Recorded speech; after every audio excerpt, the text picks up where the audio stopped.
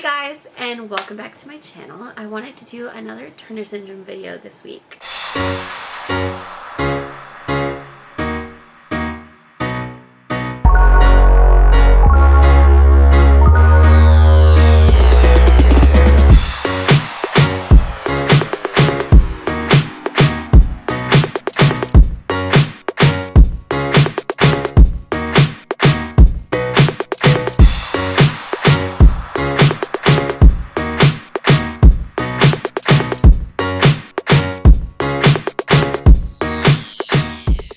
Especially with everything in the press and going on in Washington right now about Obamacare or the Affordable Care Act, I wanted to talk about Turner Syndrome and health insurance. I myself haven't found too much trouble, but before the Affordable Care Act, I would have been denied coverage on my own. That, along with having to fight for some of the treatments for Turner Syndrome before that, was a little harder. If you aren't aware, one of the biggest things that has to do with the Affordable Care Act that pertains to somebody with Turner Syndrome is the pre-existing condition clause. Something that Obama wrote into that took away the ability of health insurance companies to deny an individual insurance coverage because of a pre-existing condition. And Turner Syndrome is counted as a pre-existing condition. So stuff underneath the treatment for that, if it's super expensive, or getting coverage just in general, qualifying for coverage,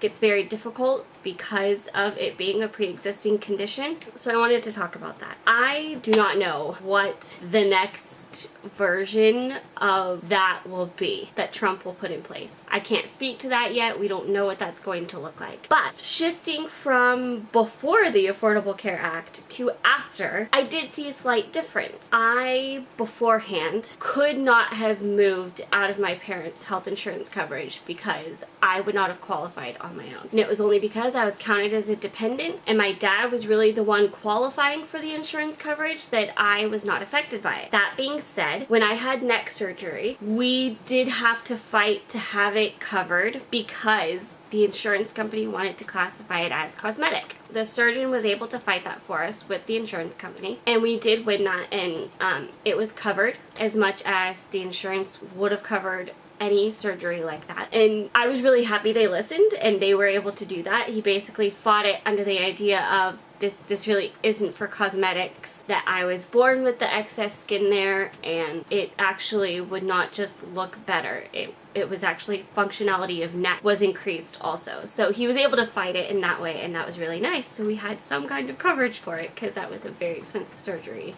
outside of that. The other things I saw were my medicines got more affordable. I was able to find more affordable medicine as far as my HRT goes, which was really nice. There were more expensive options, and then there were some that were the more generic that were very affordable. Mine had never been very expensive, so that really was not much of an issue. Especially having never done growth hormones, we never had too much of a cost for my medicine for me. But that did get even easier, and I didn't have as much of a struggle using my coverage to get stuff. There was a slight noticeable difference in that kind of thing. I have seen a lot of conversations in Turner Syndrome groups about what repealing the ACA will do to Americans with a pre-existing condition, specifically Turner's groups. They were very nervous about how you're going to get your HRT, how you're going to be able to see a doctor, how you're going to see your endocrinologist, and all of that kind of thing. And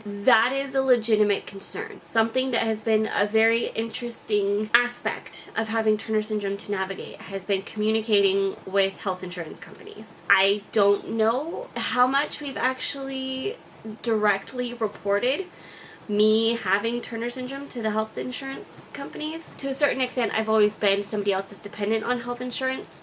I went from being my dad's dependent on health insurance to being Andrew's when we got married, and that was a pretty easy switch, and I was a dependent again. There was no major me qualifying for it once again, which is nice because not having that struggle is very nice, but not everybody will have that, and not every job that he has will have those benefits. So we have to think about that. Without qualifying for it in some other way, without pre-existing being thrown out, would have trouble getting private health insurance myself. Like if we were just paying for it ourselves and it wasn't benefits through a job, or I wasn't his dependent on his benefits, stuff like that, it becomes really difficult. And I know I'm probably all over the place and randomly talking about this because I am still processing what this might look like. I haven't freaked out about it because I am waiting to see what it's going to shift into. That being said, I understand the concern. This is a very real concern for those of us with pre-existing conditions. And even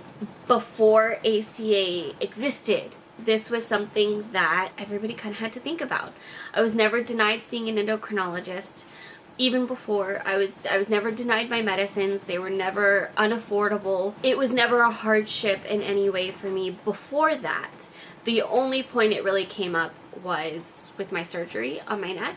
We had to fight it. And then just theorizing about what getting private insurance would look like for me. Without ACA, I would be denied. But that was before we knew ACA was coming, before it existed or was even a thought. That has never been too much of a reality for me. Most health insurance companies have been very helpful, very understanding of, you know, just me asking for these services. I have not had too much trouble. And that is positive for me because that's something I'll deal with my whole life. The whole concept of getting good health insurance becomes even more scary for those of us that need it for everyday stuff. Living with Turner syndrome, we will need health insurance our whole lives. There will be aspects to every single part of our care that will get expensive, that will be very life-changing for us.